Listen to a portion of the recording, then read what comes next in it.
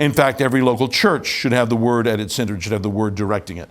And this is because when we read the Scriptures, we see clearly that God has decided to use His Word to bring life. His Word is His chosen instrument. I've often recounted the story of being at a reception at a think tank in Washington years ago when David Daniel had just published his new biography of William Tyndale. And this man who was hosting the event and I had both read it. He had written a review of it in the local paper I just read, and I was about to go give a paper on it. So we hit upon that as something to talk about, and I just said, well, what did you think of it? And he said, oh, it's pretty good. He said, except it had that typical Protestant squint. My friend was a Roman Catholic. He said, it participated in the myth that the Bible created the church, when we all know the church created the Bible. Well, what was I to do? You know, it was his think tank.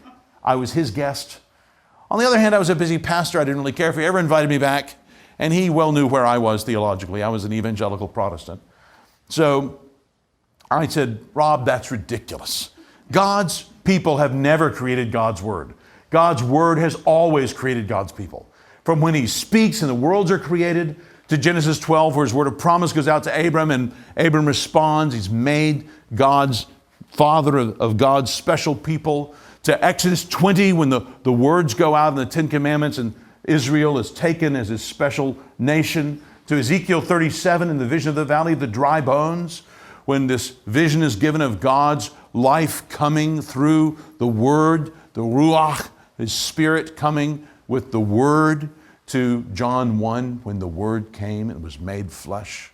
To Romans 10, faith comes by hearing the message about Christ. I really did say all that.